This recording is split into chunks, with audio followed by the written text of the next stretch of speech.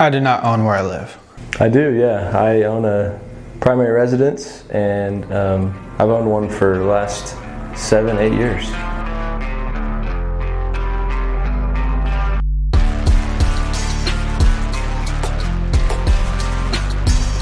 I've always enjoyed renting for a few different reasons, but also too, I like investing all of my money into rental properties instead of my primary residence. Yeah, I love the idea of owning property. It's one of the American rights that we have that the founding fathers set in place, is the right to own property, right? And the way that I look at it is I'm either paying somebody else's mortgage or I'm paying my own.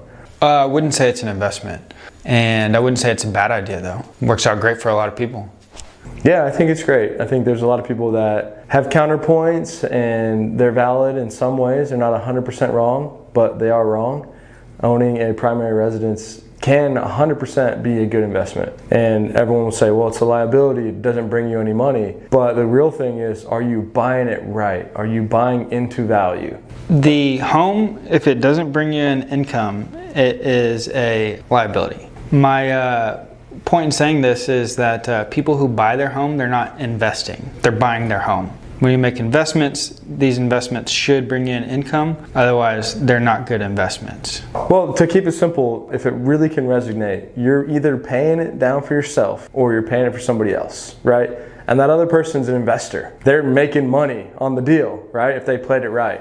And one of my biggest pieces of advice for people is buy your first house. Like, stop analyzing and running syndication models and running spreadsheets and go own something. Most people who, live in their house own their home, right? I don't know the statistic, but, and especially I think in a market like Austin, it works out really great. But typically when people are buying homes, they buy at market value. It's not like everybody has to own a primary to be a great investor or to get started, but it forces you to struggle a little bit and to make a sacrifice and to put up almost all of your capital in a deal, and then you go figure out how to get more capital. And it's really simple. Like, you're paying down the property. If you buy it right, you're buying into equity.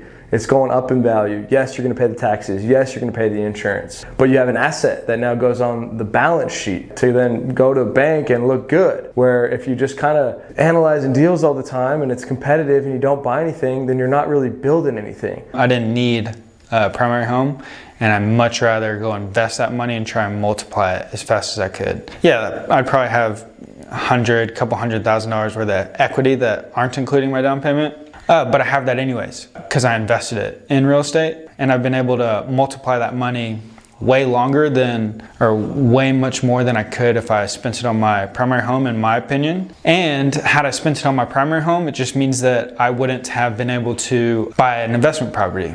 I'm living proof, and I can show people that it can be an investment. You can make money on it. And yes, the market's hot. It's an excuse that people make. If I'm making those offers and I'm finding those opportunities, well, look, maybe I'll go move to Llano and live in this property and house hack it, right? And now it is an investment, and it's also a primary. But people try to simplify it and say, don't buy a primary, it's not an investment. But there's so many much more detailed, complex ways to analyze it and view it that really can work out in your benefit. And it's really unfortunate that people put that out there that way and such a blanket statement. Every penny goes to buying real estate or into our businesses. So to me, it's almost like a selfish decision for our businesses and our investments and growing through our businesses to spend that money on myself on a primary home when it could be used towards our ventures.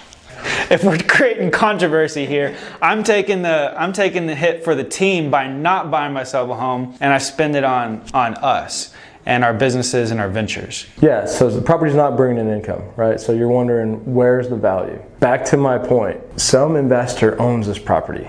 So ultimately, you're paying more than they are, for the most part, right? Sometimes they might be losing money if they got a bad deal, but if they owe $1,500, most likely you're paying $1,700. And that's factoring in taxes, insurance, maintenance, everything, right? Nobody wants to buy a property, and it happens, there's bad deals out there that people buy, but for the most part, somebody else is capturing value on what you're paying, if they're doing it right. Having a spouse requires that we get our own primary residence. The problem with it is I'm kind of a drifter.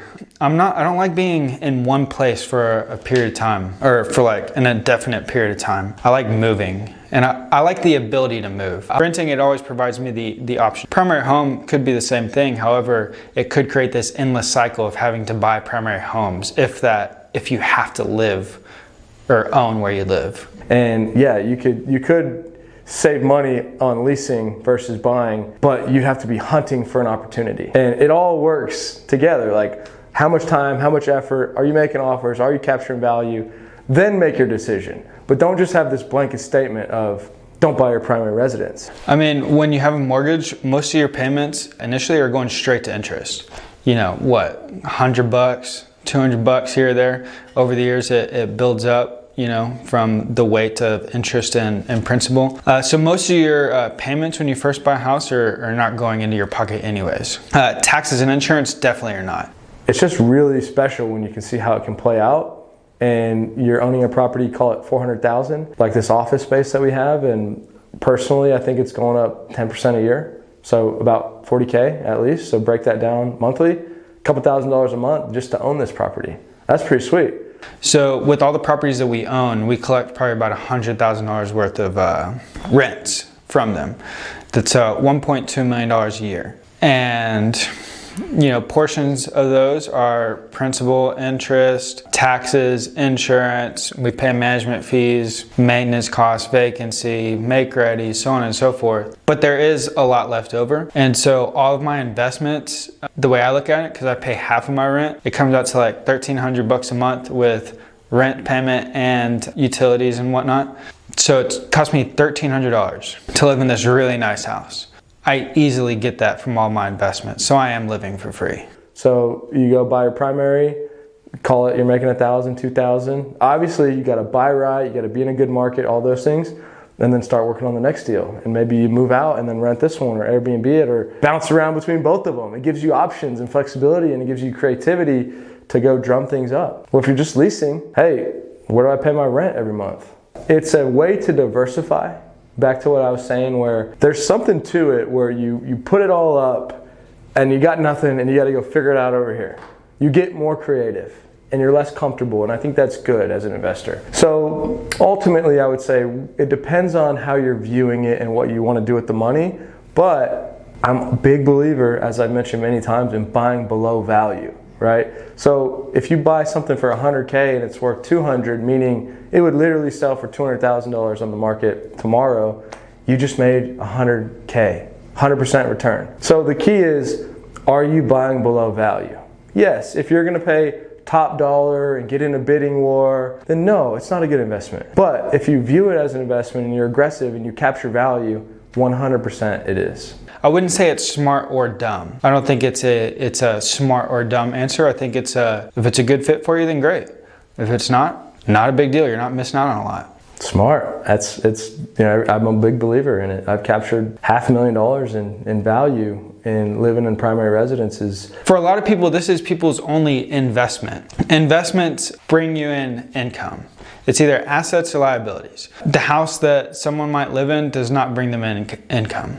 It costs them money. Sure, portions of that are going towards your principal, but you're not gaining cash flow or a return through cash flow via this investment. Sure, hopefully you gain some equity, hopefully the property appreciates, but none of that is guaranteed, and that's not how we buy real estate. So it always comes down to, are you capturing value at the beginning? And do you have enough going on where you have lines in the water, where you're not forcing deals or doing deals that seem easy, or you just want to get your name on something to say you have it? You've got to find motivation. And in some ways, people think you're taking advantage of people, but you're giving them an option. You're not forcing anybody to do anything, but you have to look for motivation. We believe in buying under value. We believe in getting cash flow, and we believe in investments that provide great returns. And just the truth of the matter is that I'd say like 99.9% of people are not buying under value. They're buying at market value or above market value. So in that sense, I wouldn't say that is wise if you're looking at that from an investment. If you just love this house and you don't care, then great. If it works out, good for you. But I'm trying to show people, like, be patient. Think of it as an investor. And if you do that, buying your primary residence, especially if you're a realtor and you get your license and you get your commission to apply towards your down payment, there's another value. I mean, that's 10, 13, 20,000 captured right there. And then you captured 20, 50 in equity. So you just made 70K in my mind. Call it what you want, but that's more than the average salary. And that's life-changing, and that's why I'm passionate about it, is if somebody wants that, it's there. It's definitely not easy, but it's 100% possible. And it's actually a lot easier when you're doing it with your primary. The government wants you to own properties. They set things up for us to own houses. They don't want us to rent. Yeah, why would you go buy an investment that brings you in cash flow every month? Go buy an investment that is going to provide a really great return. I don't think it's wise to selfishly live in your investment and prohibit that investment from bringing you in cash flow. If we're talking about investments and we're only looking at it from an investment decision and we take out the living there and raising a family there and all those things, then anybody who's buying this as an investment would not live there. They would rent it out. It's an investment. You know, it's working out for him, right? He does have a lower payment probably than his landlord actually pays, because his landlord probably wasn't a great investor. I don't know. But also, he's at the point where his rent might be going up. That landlord's making a lot of money. And as much as I respect Alex's opinion and thought process, I know for a fact if he would have bought a primary residence here anytime in the last couple of years, he'd be happy about it and he'd be making money. I wish I would have bought a house. Wish I would have bought it in 2018. It'd be worth, I'd have double the equity I have in it. However, I would have had to have missed out on some of the investment opportunities that I did take. So if I had disposable income left over and I was just sitting on all this money, and I could have gotten approved for these loans, and I would have bought one. I think his strategy works for him, and everybody's different, and I support it. And I like I said, I agree with the concept of what they're talking about when they say buying a primary residence is not an investment, but it just cannot be a blanket statement. I could sit here and make points all day. I'd love to debate somebody and talk more about it, but I'm living proof. How did me making $500,000 plus how is that not considered an investment? Am I lucky? But I've done it 8 times in a row? Say what you want, but I've figured it out, and it's these things that I'm talking about. You're capturing value on the buy. Well, also too, I think that people are bought into this like American dream thing, where you have to have your primary home and like blah blah blah, and there's nothing wrong with it, but don't call it an investment. I mean, sure, it can pay off. Sometimes it can't. And people don't buy their home as an investment. That's all I'm saying. That settles the case. It's not an investment. It's a purchase for them to live in with their family and raise their kids and whatnot. He has a lot of things figured out. He's really the best partner I could imagine operating this business. And I think he's found a lot of success in real estate investing, but I don't agree with him on this concept of not buying a primary residence as an investment property. And I've made money every time I've done it.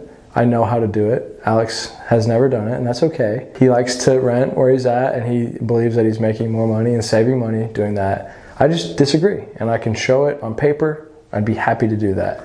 But what I really recommend is getting out there, finding value, getting deals done, getting started, making the sacrifice. And if you find motivation, you can make money, and you can turn what people say is a liability into an asset. Whether you sell it in 2 years, whether you refinance it, whether you house hack it, whatever it may be. Just don't listen to Alex on this. He's great. He's got a lot of things figured out, but this is one thing that he absolutely has totally missed it. He's flown over the target. It's totally chaos, and do not follow his lead on this. Look at buying a primary home as an investment if you find value and buy below value.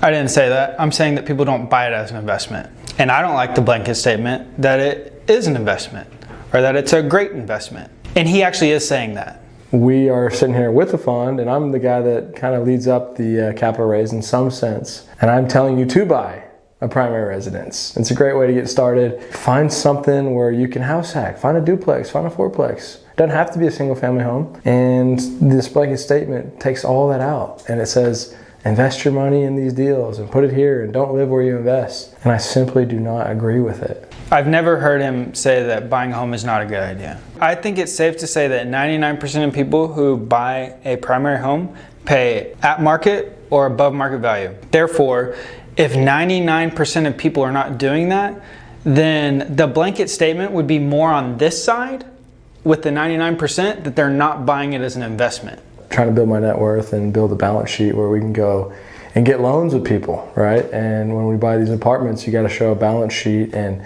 primary residents have helped me to get to that point. And Alex says a lot of things. He said he could cook a steak better than me. That's crazy talk.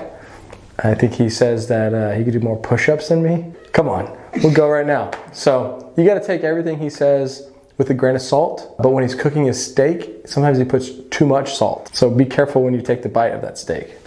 Good, I'll never cook a mistake ever again. What is the argument? That's my point. There is no argument. I would venture to say sometime within the next 5 to 7 years, Alex Kaufman will own a primary residence. Put that on the board and let's check it. So, I mean, this is my point here, is people aren't making financial decisions, they're making emotional decisions to suit what they want to happen. So we're not viewing these as investments, we're viewing these as more personal, emotional decisions, maybe with the idea of investing in the background for that 1% who are doing it, but it's more of an emotional, personal decision than it is an investment decision. Because if we're talking strictly investments, then it's all about the numbers. And if everybody thought logically, we would not choose the investment that paid less or was the worst investment at that time unless we're taking into consideration personal and emotional things. But he actually does make blanket statements. He's never said that you shouldn't live in your own your primary home. All I'm saying is you can produce more income if you don't live there. If you have a tenant paying your mortgage, and especially if you get cash flow on top, then of course you make more money than you paying your mortgage. These primary homes that he has bought over the years, if he never lived in one of them and he instead rented them out, he of course would have to make more money. He would break even in both two scenarios if they were vacant the whole time. Matter of fact, he would actually make more money in that way because he wouldn't be paying for utilities and stuff being used. So yes, strictly financial decisions, both two scenarios. Either you live in one or you rent it out. Same exact purchase price, same exact appreciation. You obviously make more money when you rent it out versus when you live in it. So who wins? There's no winner. Who won? We'll let the people decide. You be the judge.